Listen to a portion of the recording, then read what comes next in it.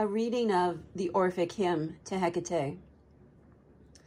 I invoke you, beloved Hekate of the Crossroads and the Three Ways, Saffron-cloaked, goddess of the heavens, the underworld, and the sea, tomb frequenter, mystery-raving with the souls of the dead, daughter of Perses, lover of the wilderness who walks among the deer, night-going one, protectress of dogs, Unconquerable Queen, beast roarer, Dishevelled One, of compelling countenance, Tauropolos, Keyholding Mistress of the universe, ruler, Nymph, mountain-wandering nurturer of the young, Maiden. I beg you to be present at these sacred rites, forever with a happy heart and gracious to the cattle.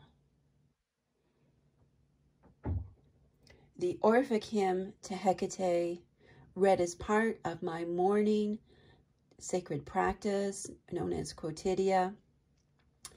This is the version that I shared in the Keeping Her Keys book, which is a common modern translation.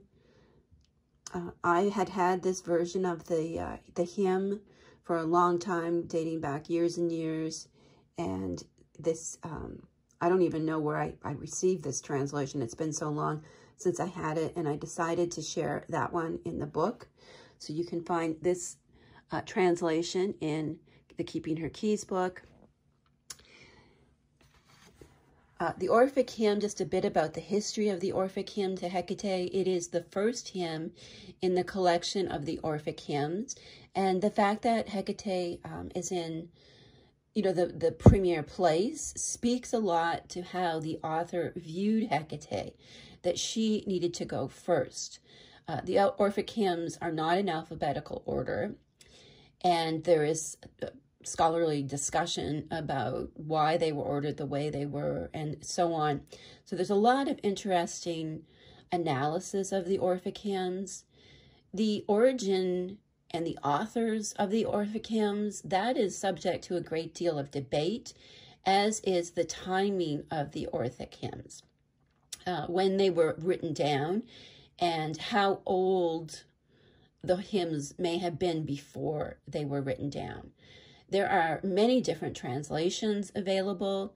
There are some more popular modern ones that are really quite good, that add a few lines at the end or change the ending. I use this more, I would say, traditional, based on the original translation that was done in the 18th century by a man named Thomas Taylor, with a few changes.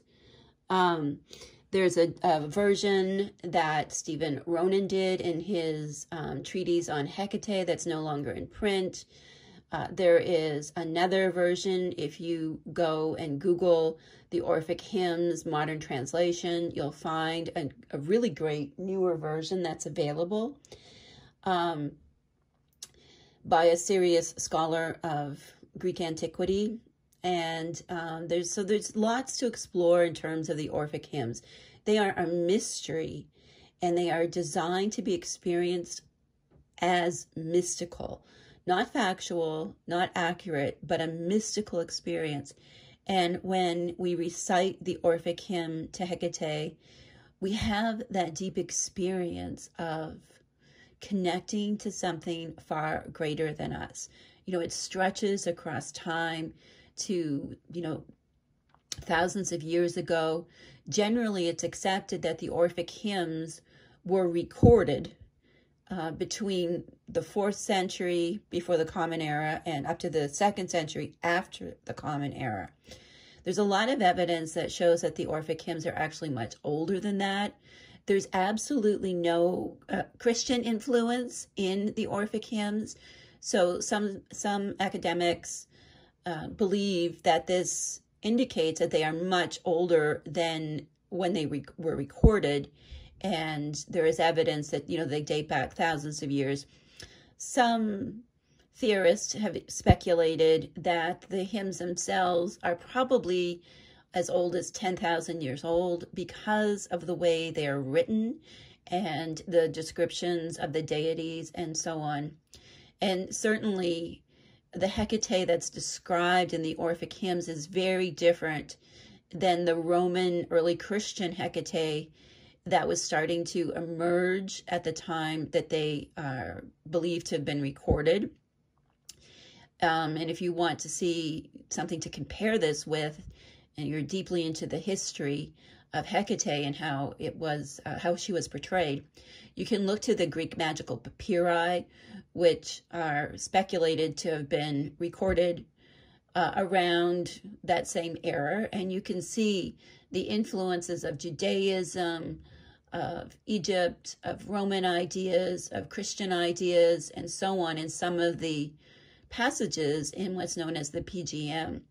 So my hunch, not that I'm a classicist, is that these Orphic hymns were much older than the date that they were recorded, and that when they were transcribed into the records that were found, that these represented just a way of recording something that had already been known and perhaps recorded elsewhere. And those records, you know, may not be found yet. They may be lost to time and so on.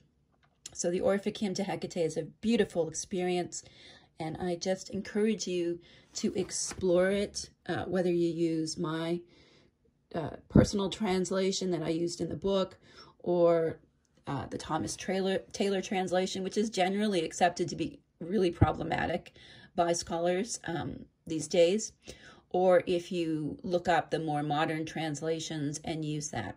Thank you for watching.